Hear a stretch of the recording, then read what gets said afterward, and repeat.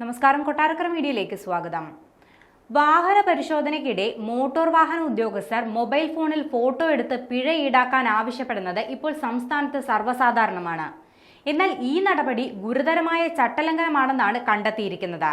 അതിനാൽ തന്നെ ഇത്തരത്തിൽ മൊബൈൽ ഫോണിൽ ഫോട്ടോ എടുത്ത് വാഹന ഉടമകൾക്ക് പിഴ ആവശ്യപ്പെട്ട് നോട്ടീസ് അയക്കുന്നത് ഒഴിവാക്കും. കേന്ദ്ര ചട്ടപ്രകാരം വാഹന പരിശോധനകൾക്കായി ഉപയോഗിക്കാൻ ചില അംഗീകൃത ഡിവൈസുകൾ പറയുന്നുണ്ട്.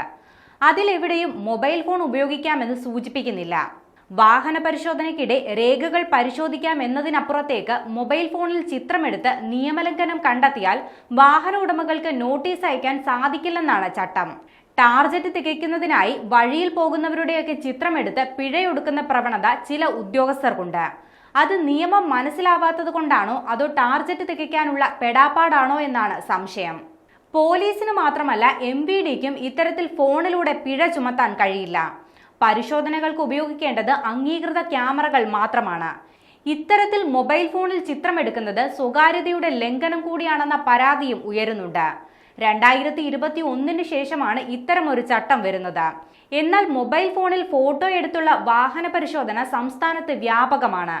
കേന്ദ്ര ചട്ടപ്രകാരം അംഗീകൃത ക്യാമറയിൽ ദൃശ്യമാകുന്ന 12 കുറ്റകൃത്യങ്ങൾക്ക് മാത്രമേ പിഴ ഈടാക്കാൻ സാധിക്കുകയുള്ളൂ. ഓടുന്ന വാഹനങ്ങളുടെ ഫോട്ടോ എടുത്ത് പൊല്യൂഷൻ, ഇൻഷുറൻസ് തുടങ്ങിയവയുടെ കാലാവധി കഴിഞ്ഞെന്ന് കാണിച്ച് പിഴ ഈടാക്കരുത്.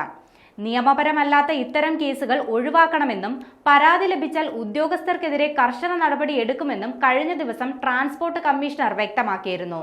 ഇതുവരെ ചുമത്തിയ ഇത്തരം പിഴകൾ ഒഴിവാക്കുമെന്നും നിയമപരമല്ലാത്ത ഈ പിഴത്തുക തിരിച്ചു നൽകേണ്ടി വരുമെന്നും ട്രാൻസ്പോർട്ട് കമ്മീഷണർ പറഞ്ഞിരുന്നു.